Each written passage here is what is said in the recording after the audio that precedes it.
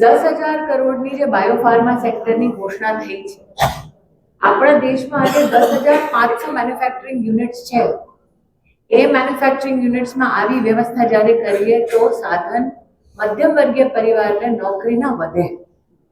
City economic રિજનની જ્યારે સરકારે ઘોષણા કરી 5,000 કરોડની, એમાં સિટીમાં ઇન્ફ્રાસ્ટ્રક્ચર જ્યારે વધારવાની વાત કરી, એમાં મધ્યમ વર્ગીય પરિવારોની વ્યવસ્થા થાય છે. 12 લાખ કરોડની જ્યારે કેપિટલ એક્સપેન્ડિચરની સરકાર ઘોષણા કરે છે, એ કેપિટલ એક્સપેન્ડિચર ઇન્ફ્રાસ્ટ્રક્ચરમાં જશે. એમાં પણ ઇન્ફ્રાસ્ટ્રક્ચરની સાથે સાથે ઇકોનોમિક અને એમ્પ્લોયમેન્ટ ઓપોર્ચ્યુનિટી મધ્યમ વર્ગીય પરિવાર અને ગરીબ પરિવારોને જ મળશે. જ્યારે સરકાર ઘોષણા કરે છે કે આપણે આજે ગુજરાતની વાત લઈએ તો 990 રેલ ફ્લાયઓવર્સ અને અંડરબ્રિજ બન્યા છે 10 વર્ષમાં. એ જ્યારે બને તો એમાં પણ મેન આવર્સ લાગે છે.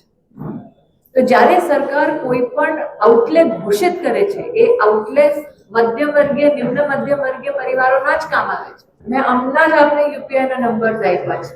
હું આપને સેલ્ફ હેલ્પ ગ્રુપ્સના નંબર આપી દઉં છું. 10 કરોડ બહેનો જે છે સેલ્ફ હેલ્પ ગ્રુપમાં, એ દરેક વર્ષે રૂરલ ઇકોનોમીમાં $37 બિલિયન નું સૃજન કરે છે ઇકોનોમિક ઓપોર્ચ્યુનિટીઝ.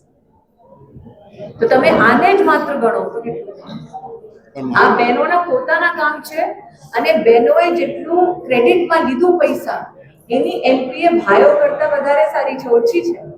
એટલે આ બહેનો સરકારથી જ્યારે ક્રેડિટ લે, લોન લે, તો પછી ઓબ્વિયસલી ઇકોનોમિક ઓપોર્ચ્યુનિટીને લેવરેજ કરી જે કામ કરે છે, એ કામ કર્યા પછી પૈસા બચે છે, એટલે પોતાના ક્રેડિટ પાછા આપે છે, એટલે એનપીએ ઓછું છે.